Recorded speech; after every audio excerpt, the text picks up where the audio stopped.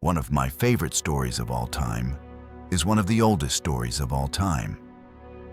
It also happens to be one of the best love stories. They call it the Odyssey, the story of the Greek hero Odysseus, written about 3,000 years ago by a man named Homer. But tales of the Greek hero had been passed around by word of mouth for many, many years before that. Odysseus was a king, a soldier, a genius, and easily the most beloved character in all of Greek history. But he is remembered first and foremost as a father and husband, because the Odyssey is his struggle to return to the home and family he was forced to leave behind. Long story short, Odysseus is called to fight in a war that lasts 10 years, and then takes another 10 years on top of that to get home, making it 20 years round trip. All that time, his beloved wife Penelope waits for her husband's return, a return which never seems to come for those 2 very long decades. Teaser.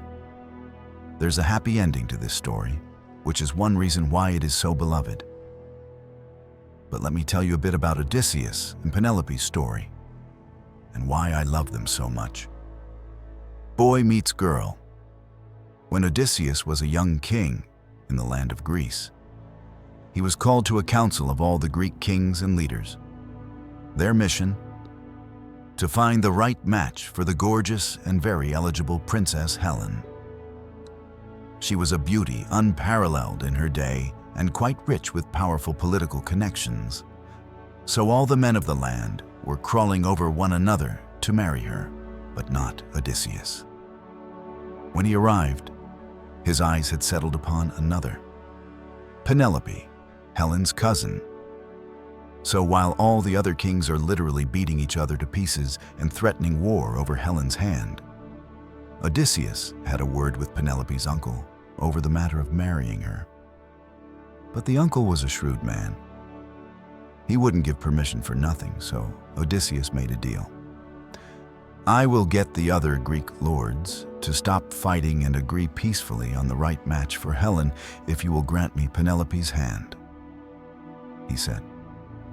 The uncle agreed. So Odysseus made a pact with the Greek kings. We must all agree to defend the man who marries Helen.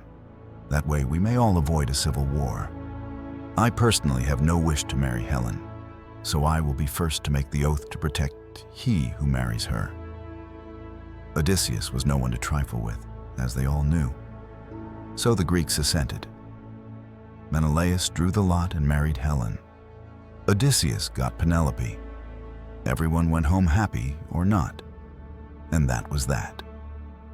A couple of years later, Odysseus and Penelope are happily married and have a newborn son. Everything is great. War. What is it good for? Until some Trojan jerk named Paris abducts, woos Helen onto his boat, and takes her back to Troy. Her husband Menelaus gets mad, declares war on Troy, and starts calling on all those kings who promised to protect him. Except Odysseus really doesn't want to go to war. Why should he? The Trojans have never done anything to him. If Menelaus can't keep a hold on his own wife, why should that concern him? Besides, he has a kingdom, a loving wife, and a newborn baby to look after. So he tries to weasel out of his obligation by pretending to be crazy. The envoys from the king arrive, and Penelope apologizes that her husband is indisposed, having suffered a mental breakdown. She provides proof of his madness by pointing out that Odysseus is sowing salt in the fields, thus rendering the rich farmland sterile. Only a madman would do that. But the farce is put to a quick end when one of Menelaus's envoys puts Odysseus's infant son in the path of the plow. A madman would continue on, not recognizing his child, but Odysseus stops his progress. The jig is up. And so he is forced to bid his wife and young son farewell, muster the troops, and head east to the Trojan War. The scenic route. Unfortunately, the war drags on ad infinitum. An entire decade is spent fighting the Trojan enemy, the Greek boats parked outside the city walls.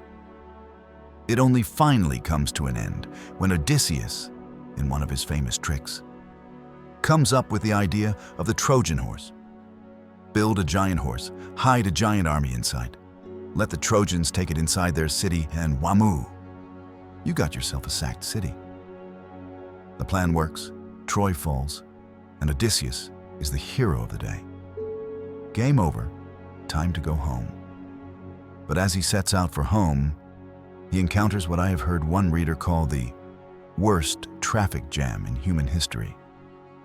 Only a week or so after embarking, Odysseus lets his hubris get away from him and decides it's a good idea to talk smack to Poseidon. Bad life choice for a sailor. Now the sea god has his name blacklisted, and as far as he is concerned, Odysseus's return home is postponed indefinitely. The Greek hero hops his way across the whole Mediterranean, reaching the shore of nearly every land except his own. Homesick, he keeps pushing his crew to get back to Ithaca. But somehow, he just keeps getting further and further away. He sees all that the marvels the world has to offer, and then after having a bad run-in with a dozen or so monsters, Odysseus loses his crew, loses his ship, and loses his way. 10 years come and go, and Odysseus languishes, trapped on a literally God-forsaken island. And he pines, unable to stop thinking of home and of his wife. Luckily, Odysseus does have one friend on Olympus, the Greek goddess of wisdom Athena. Eventually, she manages to persuade Poseidon to stop picking on the poor man. A messenger is dispatched, and they get Odysseus off that spit of land and back home to Ithaca. Except it's been 20 years since he left, and Odysseus's kingdom is a very different place. Meanwhile, back at the ranch. For 10 years or so, Penelope waited patiently for the end of the war and the inevitable return of her husband. Then, at the end of those 10 years, the Greek ships start to return from Troy. But Odysseus is not among them. More years pass, still no sign of Odysseus. Penelope looks every day to the shores, but he never comes. Eventually, everyone assumes he's dead, but not Penelope and her son. They know he's alive somewhere, and so they continue to wait. Penelope will not give up on her love. Others are not so patient. Turns out that when your husband doesn't come home after a war has been finished, you are suddenly shot back onto the eligible bachelorette list. Every male within a 50-mile radius and above the age of 12 shows up at the palace and begins to petition for Penelope's hand. The ancient laws of hospitality dictated that Penelope could not kick them out. So these marriage-hungry parasites linger for years and years, eating and drinking Odysseus' once prosperous kingdom into a hole. Not only that, they force the maidservants of the house to sleep with them, steal off the goods of the surrounding villages, and even conspire to kill Odysseus should he ever appear, and his son, now a young man and due to inherit. And every day, there's the unanswerable question asked by every man in the house. Penelope, when are you going to marry me? The douchebags. There's simply no way Penelope is going to give in when she knows her husband has to be on his way home. Luckily, Penelope is just as smart and cunning as her husband, and finds a myriad of ways to stall them. My personal favorite is her excuse that she has to stitch a burial shroud for her father-in-law before she can marry. They see her diligently working at it every day, but they don't see her undoing that very work every night. This scheme holds them off for years, but they eventually catch on, and she comes up with a new plan. The mighty contest. Fine, I will marry one of you, she announces one day. but I want to make sure I marry the man that is worthy. So I have devised a test to determine who shall be my husband. The test is deceptively simple. String Odysseus's great long bow by hand. Fire an arrow through the holes of 12 axes. Whoever could do this the most easily would marry her. The men laugh at the contest, each of them thinking themselves more than up to the challenge. But not a single one of them can even string the bow. Meanwhile, Odysseus watches the pitiful contest in his hall. He had finally made it back, and in secret. But with 20 years and a household of suitors between him and his wife, Odysseus doesn't know for sure if he can trust Penelope or not. Other Greek kings returned from the war to be murdered by their wives. A lot could change in 20 years. Had she? So he disguises himself as a decrepit old man in order to assess the situation at his home. It doesn't look promising.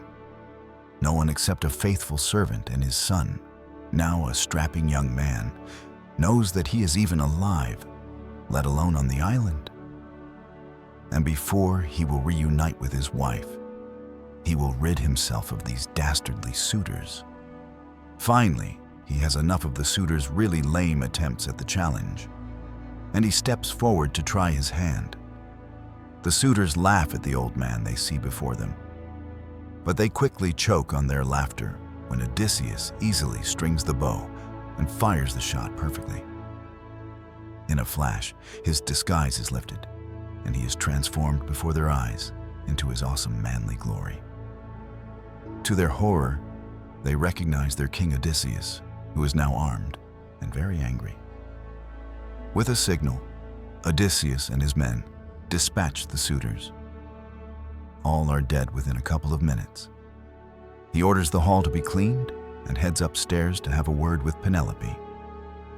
The great-rooted bed Penelope heard the ruckus in the great hall when Odysseus took out all the suitors. She knows something is coming, something big, so she waits in the chamber next to her bedroom.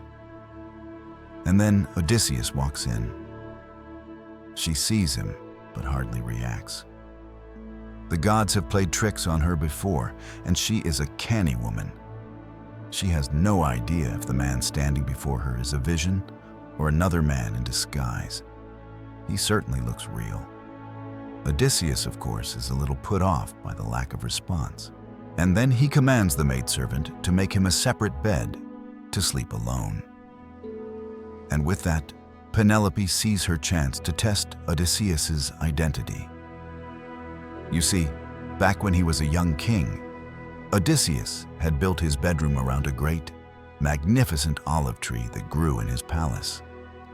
He built the grand room to opulent perfection, then lopped off the very top of the tree, smoothed the trunk out, and made it into one of the bedposts of his bed. This was the bed, literally rooted to the ground, that he shared with his wife during their time together. It was their special secret. No one but a single maidservant knew of it.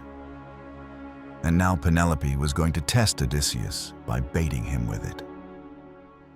Knowing full well the bed can't move, she tells the maidservant to carry the royal bed into another chamber for him to sleep on.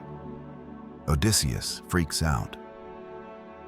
Then, describing the bed in detail and why it can't be budged and catching on to his wife's shrewd trick, Odysseus says, and with the proof of their secret, Penelope knows that it truly is him, the man she waited 20 years to see again.